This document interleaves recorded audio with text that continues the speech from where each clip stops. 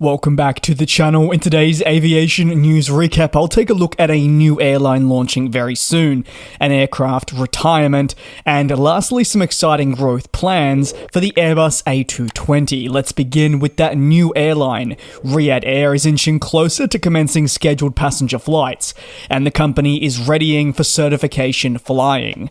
As part of its roadmap to launch, which is slated for mid-2025 at this point, the airline must undertake crucial certification test flights, this being one of the many pillars that has to be approved before the airline can welcome passengers aboard its aircraft. In an interview with Arab News, the CEO, Tony Douglas, who previously worked with neighbouring Etihad Airways, revealed plans are now underway to get the airline airborne. Douglas said, "We now have our first group of pilots who have joined us. In addition to those first pilots he speaks of, the company has 30 instructor pilots of the highest standards that have been acquired through various international airlines that'll be leading the training helm." Thanks to these acquisitions, Riyadh Air is targeting the launch of certification flying sometime in September of this year. Now, only a matter of months away. Very scary to say, I know. The hope is that permitting this goes according to plan with no major hiccups, or preferably none at all, the airline will then be able to launch scheduled flights on time in 2025. Riyadh Air promises an elevated travel experience for a new full-service airline. Douglas firmly believes this is required in the kingdom, and with demand expected to grow, it aligns with all the key travel objectives that have been put forward. Utilizing a fleet of Boeing 787s and soon to also be narrow bodies, the airline will use the capabilities of these aircraft types to fly right around the world, with pretty much all markets open for eventual exploration. Despite being geographically positioned near airlines such as Etihad, Qatar and Emirates, this being the big trio of the Middle East, the carrier of Riyadh Air is not looking to compete with them. As stated in an interview, the airline wants to forge its own market rather than compete with neighbours in the Gulf. Douglas described Riyadh Air in 2023 as a carrier that had a great load of potential, but one that could also forge a niche market of its own. Douglas rejected claims that the airline wouldn't be financially viable, as it looks to aggressively expand with hundreds of new planes. The airline hopes to offer one of the best onboard products, and therefore it will strongly emphasize the guest experience. For Douglas, one key area of focus with Riyadh Air is to ensure that people don't just use the airline to transit through Saudi Arabia.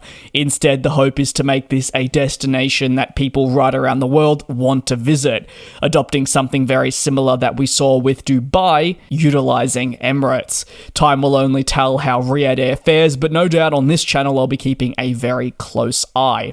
Over to Aeromexico, who have also unveiled plans to modernize their fleet by retiring Embraer aircraft in favor of 737 MAX jets from Boeing. As part of these fleet development plans, the airline will focus on adding further MAX aircraft right across the group, specifically into that Connect branding. Developments around the plans were unveiled through Aeromexico's requests to be listed on Wall Street and therefore in a stock exchange filing. Aeromexico firmly believes that the Embraer jets have served a purpose for some time and in fact served them pretty well, but there is greater potential across the brand that can be achieved.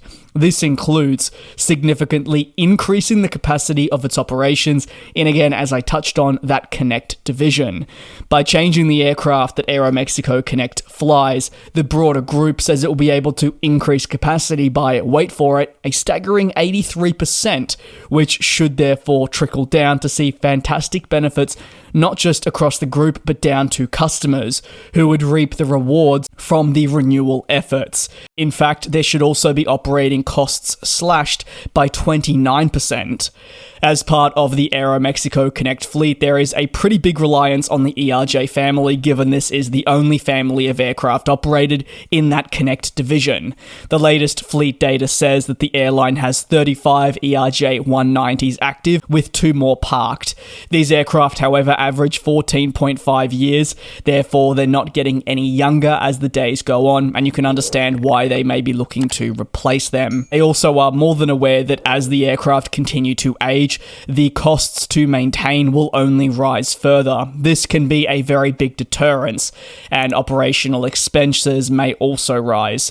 As demand grows, the company believes now is the right time to proceed with that fleet renewal I speak of. While options exist obviously to renew the fleet with, say, the popular E2 jet from Embraer, Aeromexico wants fleet continuity, and the mainline brand already flies the 737 MAX, with data showing 34 737-8s to their name and 19 737-9s.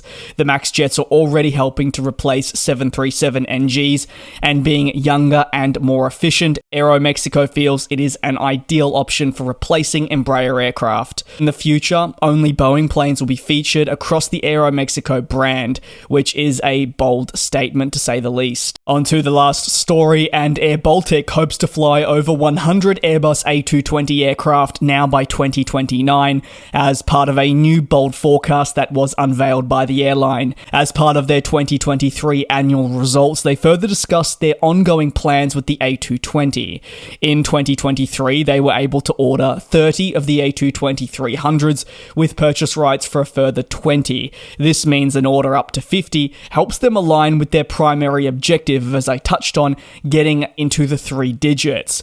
airBaltic says that this firm order will be delivered from 2026 onwards, and the carrier also expects to venture down the leasing market to secure additional customer deliveries between 2025 and 2026. By the end of 2023, the airline's A220 fleet reached 46, a sizable achievement that was highlighted in a PowerPoint presentation. airBaltic also published its end-of-year fleet forecasting, which I personally found to be very intriguing, as it highlights just how much of a reliance they'll have on the A220 long into the future. And as I touched on at the beginning of this segment, the airline expects to operate 100 A220 jets by 2029 end of year, when it will take 16 in that year alone.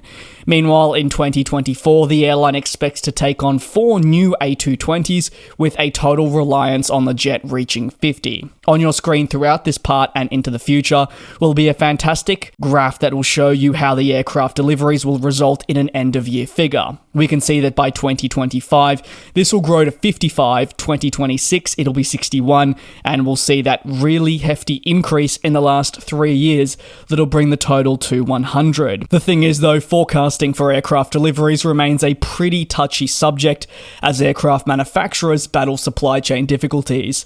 These difficulties cause the likes of Airbus to be unable to get aircraft away on time to their customers. The A220 fleet though for airBaltic is going to help them ensure that they have operational stability and fleet harmony. But the airline also highlights how the single-aisle type will allow them to offer more efficient operations. It really does emphasize sustainability, which we know to be a huge talking point of our industry. There are some analysts that will argue putting all your eggs in the one basket, that being the A220, is incredibly risky, but airBaltic is willing to take that risk and believe that this type will be a shining light in the decades ahead, and they've invested pretty significantly. That's going to conclude today's aviation news recap. Thank you very much for your support here on the channel. In 24 hours, same place, same time, where you'll be seeing another one of these aviation news recaps.